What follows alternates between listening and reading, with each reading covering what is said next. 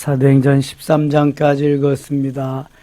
오늘도 이 새벽을 깨운 여러분들에게 하나님이 귀한 은총 베푸시기를 원합니다. 사도행전은 성령의 역사가 엄청나게 강하게 일어나는 책입니다. 그래서 성령행전이라고도 하지요. 하나님께서 이방인 고넬료를 온 가족이 다 예수 믿게 하고 하나님을 경외하는 그 기도와 구제를 기쁘게 받으시는 내용이 사도행전 10장에 나옵니다. 그러면서 10장에서 베드로가 지붕에 올라가서 기도할 때에 하나님께서 그 구약 시대에 먹지 말라고 한 짐승들 이런 것들을 잡아먹으라고 막 하는 말씀과 함께 11장에서 다시 그 베드로에게 이러한 비몽사몽간에 기도하는 가운데 그러한 사건을 또 보여주십니다. 그래서 구약 시대에 먹지 말라고 한 것을 신약 시대에 이렇게 먹게 하신 것은 구약 시대에는 유대인들만 자기가 택한 하나님의 백성인 줄 알고 자기들만 구원받은 백성이므로 자부하고 그렇게 살았는데 이제 신약 시대에 와서 예수 그리스도의 죽음과 부활과 승천에서 성령이 오심과 더불어 모두가 다 이방인이나 유대인이나 누구든지 그리스도 안에서 하나님의 자녀가 될 수 있다는 것을 보여주는 사건으로 동시에 이러한 사건이 일어나게 하십니다. 그래서 이방인 고넬료가 예수 그리스도를 믿고 온 가족이 하나님의 자녀가 됩니다. 그때부터 또 구약시대에 먹지 말라고 한 이러한 짐승들, 이러한 어류들을 먹을 수 있게 합니다. 베드로가 완강히 부인하지만 3번씩이나 하나님이 말씀하셔 3번 말씀하셨다는 것은 확실하다는 거거든요. 완전하다는 겁니다. 그래서 베드로의 그 가치관을 바꾸어 주십니다. 고정관념도 바꾸어 주십니다. 그래서 로마서 1장에는 유대인이나 헬라인에게나 모두 다 그 복음이 전파되고 하나님의 자녀가 됨을 다시 사도 바울이 강조하고 있습니다. 11장이 그러한 내용이고요. 11장 19절부터는 안디옥 교회가 탄생합니다. 예루살렘 교회의 핍박이 심해가지고 저들이 흩어져서 복음을 전하게 됩니다. 어디에까지 갔냐 하면 안디옥까지 갔습니다. 여기는 수리아 안디옥입니다. 나중에 사도행전 이제 제2차 전도행에 가면은 14장에 가면 비시디 안디옥이 나옵니다. 그거는 사도 바울이 전도하는 그러한 2차 전도 지역이고요. 여기 안디옥은 수리아 안디옥입니다. 19절 가겠습니다. 그때 스데반의 일로 일어난 환란으로 말미암아 흩어진 자들이 베니게와 구브로와 안디옥까지 이르러 유대인에게만 말씀을 전하는데 그 중에 구브로와 구레네 몇 사람이 안디옥에 이르러 헬라인에게도 말하여 주 예수를 전파하니 유대인들에게만 전파하는데 헬라인들이 와서 헬라인에게도 복음을 전파하게 되었습니다. 21절 같이 읽어요. 주의 손이 그들과 함께 하심에 수많은 사람들이 믿고 주께 돌아오더라. 이방인들, 헬라인들도 복음을 듣고 막 돌아오는 거예요. 주의 손이 그들과 함께 하심에, 여러분 주의 손이 함께 해야 됩니다. 주님의 손이 붙잡아 주시고 주님의 손이 함께 해야지 일이 되지, 내 손만 열심히 놀리고 나만 열심히 해서 되는 일이 아닙니다. 이게 주님의 손이 함께 하시도록, 주님의 손이 나를 붙잡아 주시도록 기도해야 됩니다. 역대상 4장 10절에 누구의 기도가 나오죠? 야베스의 기도가 나옵니다. 복의 복을 더하사, 그 다음에 지경을 넓히시고 주의 손으로 도우사 환난을 벗어나 근심이 없게 해달라는 야베스의 기도가 나옵니다. 여러분, 주의 손이 꼭 붙잡아 주시도록, 주의 손이 도우시도록 기도해야 됩니다. 주님이 꼭 붙잡아 주시면은요, 아무런 문제가 없어요. 내가 따로 국밥이 될 때 문제가 있지. 주의 손이 그들과 함께 하시니까 수많은 사람들이 믿고 주께 돌아오더라. 자, 초대교회는 120명이 3,000명으로 5,000명으로 수많은 무리로 나타났는데, 여기 흩어져서 복음을 전파하는데도 많은 사람들이 주께 돌아오는 역사가 있었습니다. 22절, 예루살렘 교회가 이 사람들의 소문을 듣고 바나바를 안디옥까지 보내니, 바나바가 참 좋은 일을 많이 해요. 그가 이르되 하나님의 은혜를 보고 기뻐해 모든 사람에게 굳건한 마음으로 주와 함께 머물러 있으라. 주와 함께 여기 머물러 있으라. 주님과 함께 있어야 됨을 바나바가 말합니다. 바나바는 착한 사람이요 성령과 믿음이 충만한 사람이라 이에 큰 무리가 주께 더하여지더라. 이 바나바는 바울을 바울되게 멘토 역할을 잘해준 사람입니다. 도움입니다. 이제 의견이 좀 나누어져 가지고 전도 여행이 두 팀이 되기도 하지만 아주 바울을 잘 주께로 이끈 그러한 도움이 좋은 멘토입니다. 25절 보면 바나바가 사울을 찾으러 다소에 가서, 사울의 고향이 다소거든요. 터키 지역입니다. 지금 거기에 갔습니다. 바나바가 사울을 만남에 안디옥에 데리고 와서 둘이 교회에 1년간 모여 있어 큰 무리를 가르쳤고, 제자들이 안디옥에서 비로소 그리스도인이라 일컬음을 받게 되었더라. 그리스도인, 그리스도에게 속한 사람, 그리스도인이라고 하는 말이 처음 등장한 것이 수리아 안디옥입니다. 안디옥 교회에 처음으로 그리스도인이다, 크리스찬이라고 하는 말이 여기에서 처음 생겼다. 안디옥 교회에서. 그때 선지자들이 예루살렘에서 안디옥에 이르니 그 중에 아가보로 하는 한 사람이 일어나 성령으로 말하며 천하에 큰 흉년이 들리라 하더니 글라우디오 때 그렇게 되니라. 12장 가겠습니다. 12장은 사도행전 7장에 초대교회 최초의 순교자가 누구죠? 최초의 순교자 스데반입니다. 사도행전 7장에 스데반이 순교합니다. 예수가 그리스도시여 하나님의 아들임을 증거하니까 그것을 못마땅하게 여겨서 돌로 들어 쳐서 스데반이 최초의 순교자입니다. 두 번째 순교자이면서 사도로서 최초의 순교자는 야고보입니다. 야고보. 그때 헤로드 왕이 손을 들어 교회 중에서 몇 사람을 해하려 하여 요한의 형제 야고보를 칼로 죽이니, 초대교회는 신앙생활하기가 참으로 쉽지 않았습니다. 그래서 이렇게 목배임을 당하며 순교를 하면서 신앙생활을 했습니다. 우리나라도 초창기에 신앙생활하기가 쉽지 않았잖아요. 유교문화권, 불교문화권에서 이게 기독교로 개정하는 게 쉽지 않습니다. 저도 매 맞으면서 내쫓기면서 그렇게 신앙생활을 했거든요.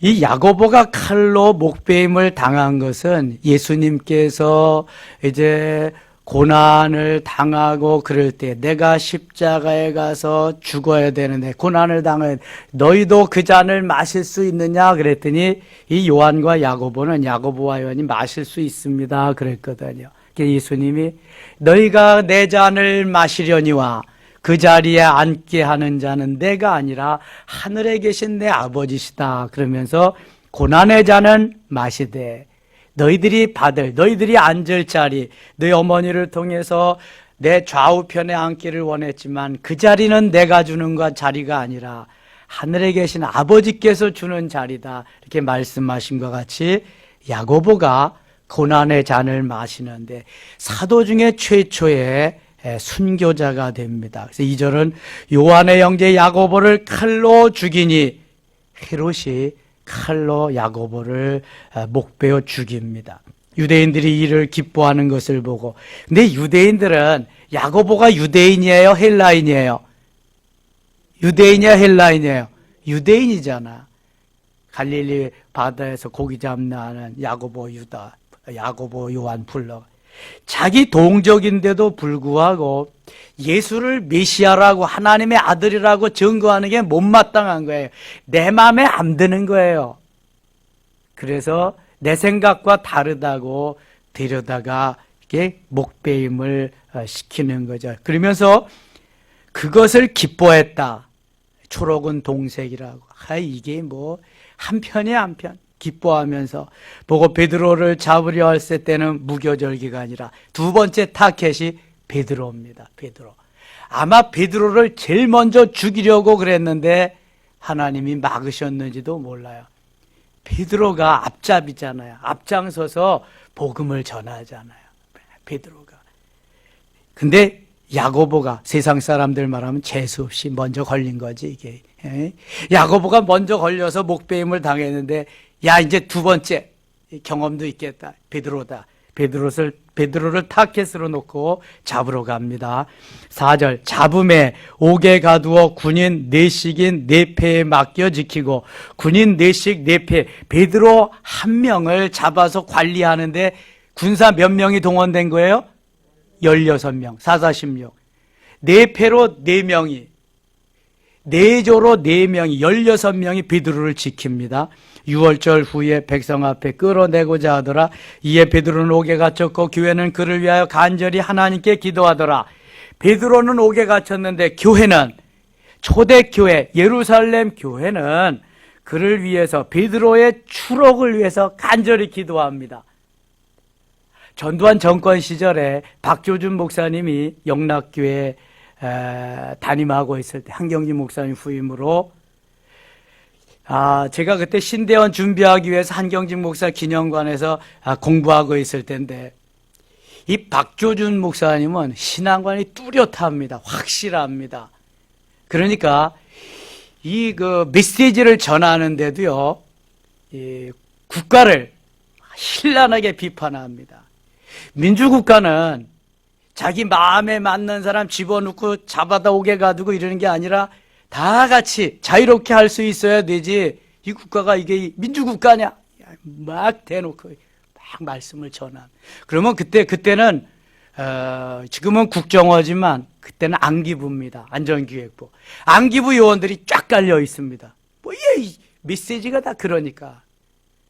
어떻게 조작을 했냐 하면은 해외 집회를 나가는데 밀반출 사건이라고 그래가지고 이 달러를 해외에 반출시켰다고 하는 죄목을 씌워가지고 올가미를 걸어서 감옥에 집어넣습니다.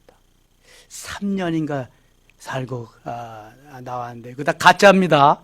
전두환이가 만든, 전두환 일당이 만든 가짜입니다. 그거 박주전 목사님 왜요? 밀반출 시키지 않았습니다. 이 눈에 가시와 같이 보이니까 갖다 다 집어넣은 거거든요. 그때 영락교회가 서울의 한 복판에 있잖아요. 중구에. 뭐 교인들이 다 외곽으로 다 빠져나가. 영락교회도 강남으로 이전하려고 땅도 사놓고 많이 했는데 결국은 거기 계속 있는 건데요. 그냥 여러 흩어졌던 성도들이 모여서 기도하는데요. 이야, 초창기에는 그 큰 영락교회가 매일 그냥 인산인해를 위해서 기도하는데 나중에 점점 이제 줄어드니 이만한 기도실이 있습니다. 거기에 시도 때도 없이 와서 교인들이 기도합니다. 우리 목자 추록시켜달라고. 뭐 예나 지금이나 예수 믿는 사람을 싫어하고 기독교를 박해하면서 안티크리스찬들이 참 많습니다. 특별히 권력이 그렇게 할 때는요, 정말 어렵습니다. 그럼에도 불구하고 우리는 굴하지 아니하고 맞서서 싸워야 됩니다. 예수 그리스도 시대 2000년 전이나 지금이나 이게 다 마찬가지입니다. 그렇지 않으면 부패하게 되는 겁니다. 기독교가. 권력과 함께 가게 되면은. 지금 베드로와 요한, 야고보, 제자들이 나서서 예수 그리스도를 메시아로 하나님의 아들로 증거하니까 이것이 분봉왕 헤롯이나 모든 지도자들은 눈에 가시와 같이 들어오니까 저들을 없애버리려고 하는데 야고보를 먼저 없애버리고 두 번째 타겟이 베드로인데 베드로를 없애버리려고 잡아오게 가두니까 교회가 간절히 베드로의 추록을 위해서 기도하고 있는 겁니다. 지금 6절입니다. 헤롯이 잡아내려고 하는 그 전날 밤에 베드로가 두 군인 틈에서 두 쇠사슬에 매어 누워 자는데 파수꾼들이 문 밖에서 옥을 지키더니 호련히 주의 사자가 나타나며 옥중에 광채가 빛나며 또 베드로의 옆구리를 쳐 깨워 이르되 급히 일어나라 하니 쇠사슬이 그 손에서 벗어지더라.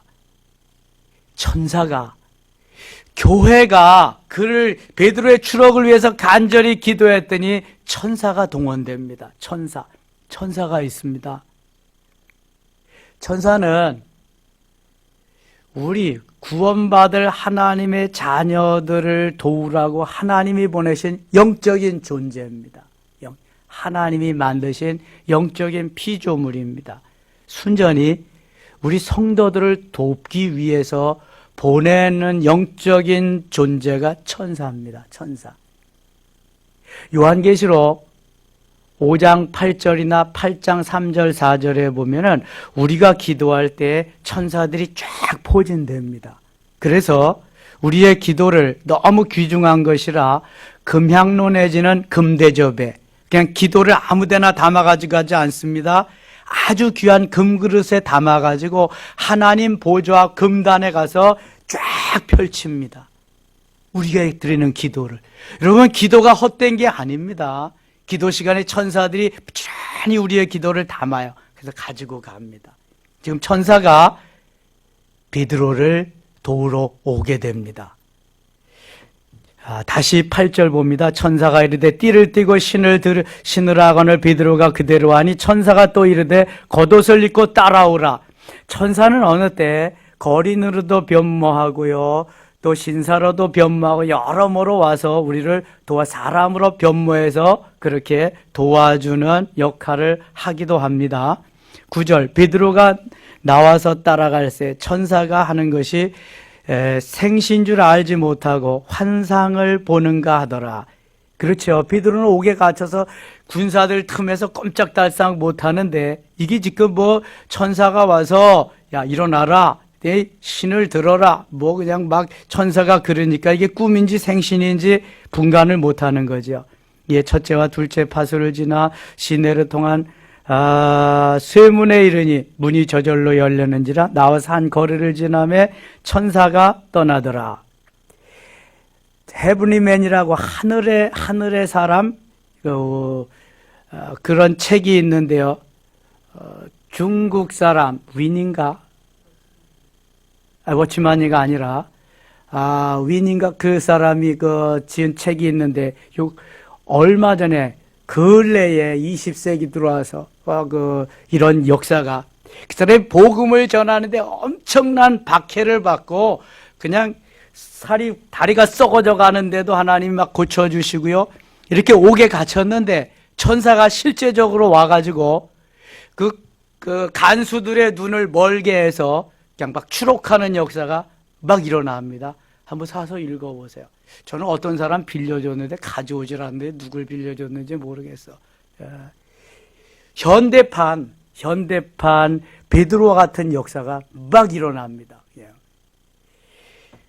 천사가 하나님의 보내신 천사가 와서 하나님의 사람들을 돕는 역사입니다. 11절 이에 베드로가 정신이 들어 이르되 내가 이제야 참으로 주께서 그의 천사를 보내어 나를 헤롯의 손과 유대 백성의 모든 기대에서 벗어나게 하신 줄 알겠노라 하여 깨닫고 마가라 하는 요한의 어머니 마리아의 집에 가니 여러 사람이 거기에 모여 기도하고 있더라.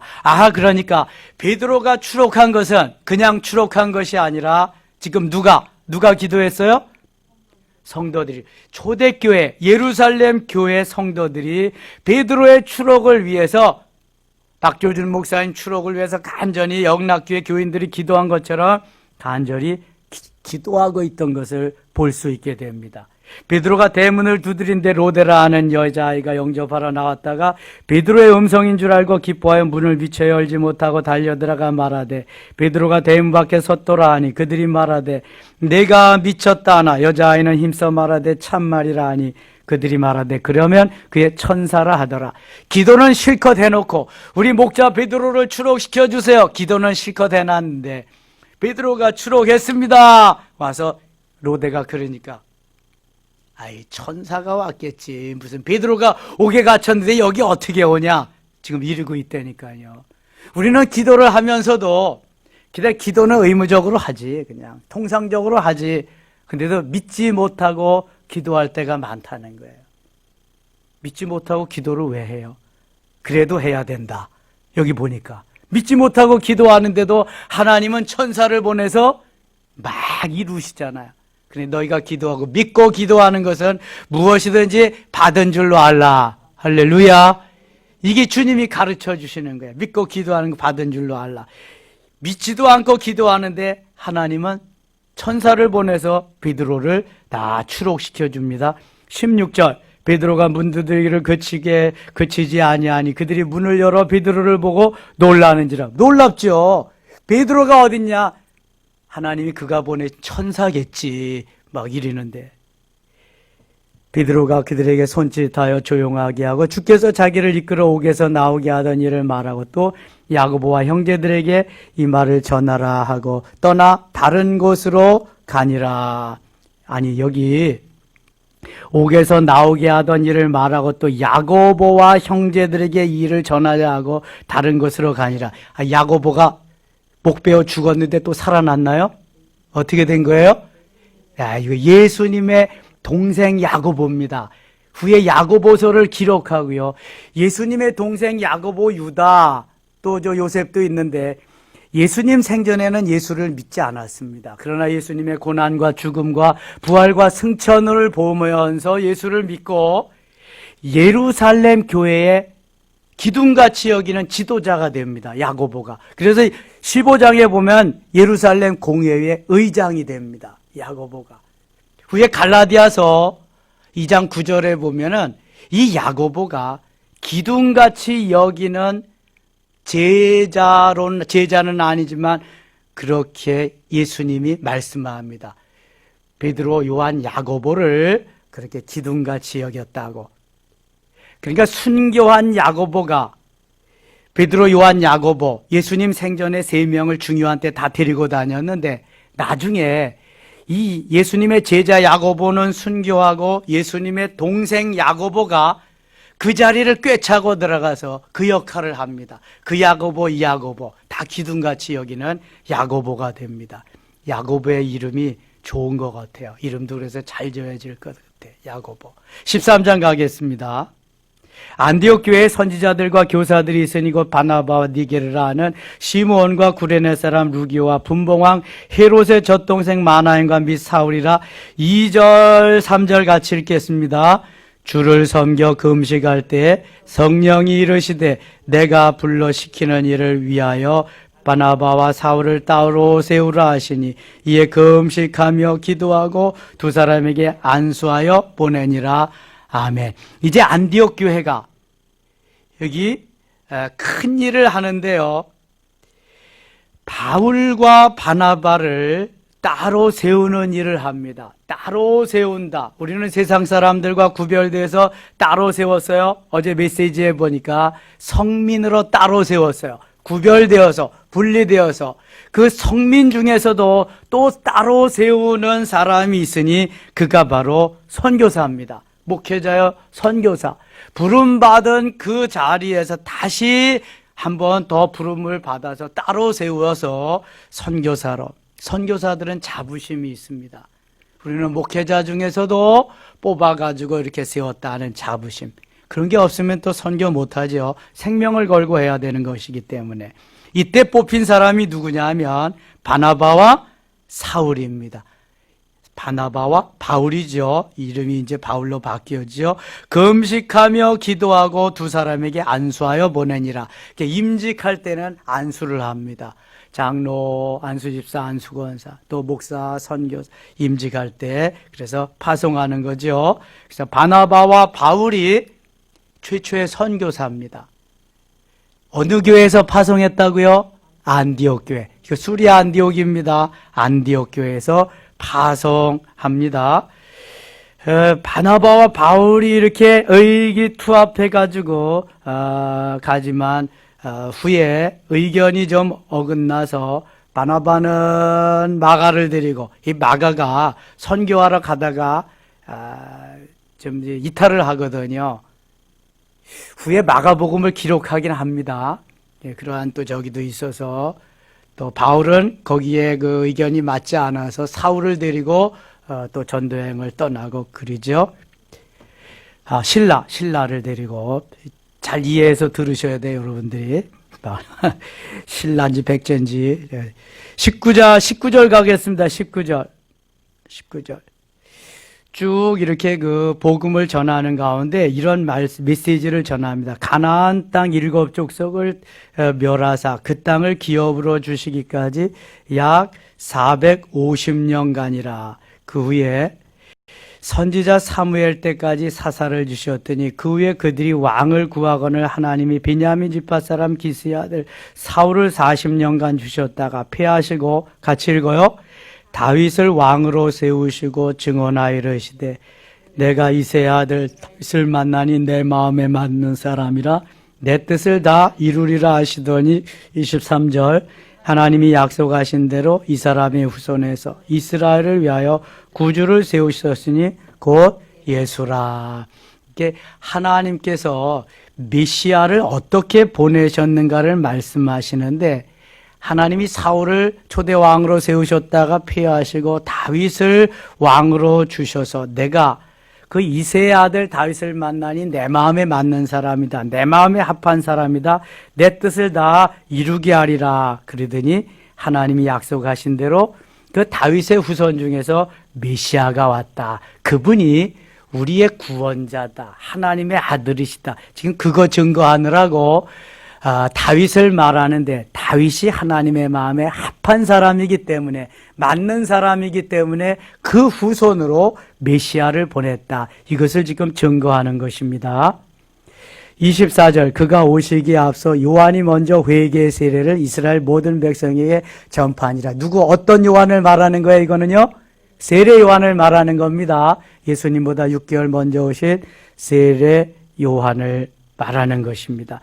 다 지나가고 48절 가겠습니다. 48절 이방인들이 듣고 기뻐하여 하나님의 말씀을 찬송하며 영생을 주시기로 작정된 자는 다 믿더라. 여러분 이 구절을 잊지 마세요. 영생을 주시기로 작정된 자는 다 믿더라. 성경에 여기만 나와요. 사도행전 13장 48절.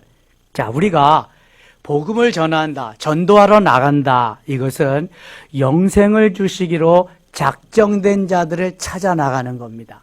하나님이 영생을 주시기로 작정된 자가 있어요. 이게 장로교의 예정교리입니다. 하나님이 선택한 자가 있다는 거예요. 예정된 자가 있다는 거예요. 반면에 유기된 자, 버린 자가 있다는 거예요.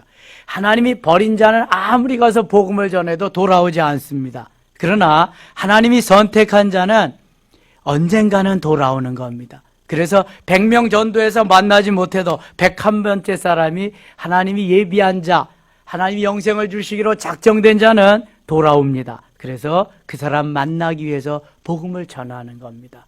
지금 코로나 시대지만 어렵지만 그래서 계속 문자라도 카톡으로도 전화로도 전도할 사람은 계속 전도를 해야 됩니다.